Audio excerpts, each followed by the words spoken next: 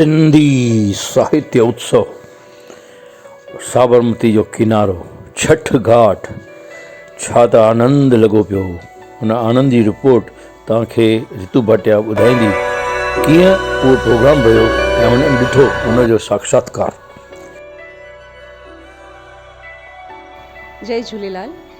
ही छा असां कयोसीं, कीअं रहियो, केतिरो मज़ो आयो, उहो चवण खां अॻु मां शुक्राना मञींदसि संस्कृति मंत्रालय गुजरात सरकार जा, जिन असांखे फिनेंशियल असिस्टेंस ॾेई करे ही प्रोग्राम करण लाइ हिमथायो।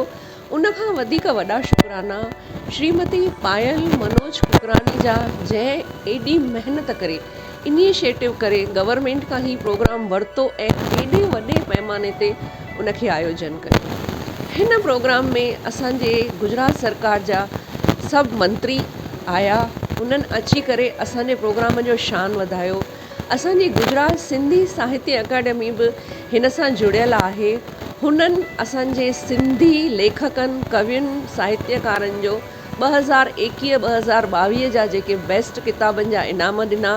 समाज जा सुठे में सुठा सिंधी कवि, उन्हनि सां सिंधी सम्मेलन रखियऊं। श्री भागेश झा साहब जेके चेयरपर्सन आहिनि साहित्य अकेडमी जा, ऐं श्री जयेंद्र जादव साहब जेके महामात्रा आहिनि, रजिस्ट्रार आहिनि साहित्य अकेडमी जा। प्रोग्राम जी शुरूआत में उन्हनि जेको उहो प्रोग्राम असांजे हिन संस्कृति प्रोग्राम सां इंक्लोज़ कयो, उहो त 4 चंड लॻाया वियो सॼे प्रोग्राम जा। श्रीमती पायल कुकराणीअ महिनत करे जिन बि गेस्ट खे घुरायो ऐं जेके बि प्रोग्राम हिन सां इंक्लोज़ कया, प्रोग्राम इंक्लोज़ इहे कया विया कि सिंधी ताम उन्हनि जा स्टॉल लॻाया विया।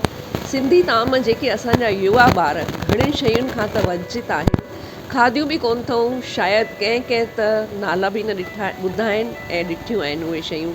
उन्हनि जा स्टॉल्स लॻाए करे असांजी नई पीढ़ीअ खे उन्हनि सां वाबस्ता करायईं। सिंधी कल्चर जे बारे में हेॾी सुठी जानकारी ॾियारे करे उन सां असांखे ई न, नई पीढ़ीअ खे, युवा पीढ़ी जंहिंखे असांखे हींअर ख़ासि ध्यानु ॾेई पंहिंजी संस्कृति सां जोड़णो आहे, उन्हनि खे इन्हनि सभिनी ॻाल्हियुनि सां वाबस्ता करायईं। हिकु हिकु स्टॉल एॾो सुहिणो सजायल हो सिंधी संस्कृतीअ सां। हिकु हिकु जेका संस्कृति जी ॼाण आहे एतिरे सुहिणे नमूने ॾिनल हुई, जो मां श्रीमती पायल मनोज कुकराणी जेका असांजा सिकी लधा नरोड़ा विधानसभा क्षेत्र जा MLA आहिनि, उन्हनि जा जेतिरा बि शुक्राना मञा घटि हूंदा। मूं तमामु घणो एंजॉय कयो, मुंहिंजी टीम बि तमामु घणो एंजॉय कयो, ऐं माण्हुनि जूं ख़ुशि शिकिलूं ॾिसी हेॾी पब्लिक जेका लॻभॻि मां ॾकी ॾकी बि चवां त 50,000 खां 1 लख जे आसपास हूंदी, छठ घाट ते अची करे जेका ख़ुशी पे उन्हनि महसूसु कई, उहा त बयां करण खां ॿाहिरि आहे। मां गुजरात सरकार खां, संस्कृति मंत्रालय खां एतिरो ई अपेक्षा रखां थी कि जीअं हिन दफ़े हुननि असांखे सिंधी संस्कृतीअ सां जोड़ण में मदद कई आहे, हिमथायो आहे, तीअं हमेशह असांजी MLA लाडली पायल कुकराणी जी मदद सां असांखे हमेशह मदद कंदा, जोड़े रखंदा ऐं अहिड़ा मेला असांखे हरदम कराइण लाइ हिमथाईंदा रहंदा। जय झूलेलाल।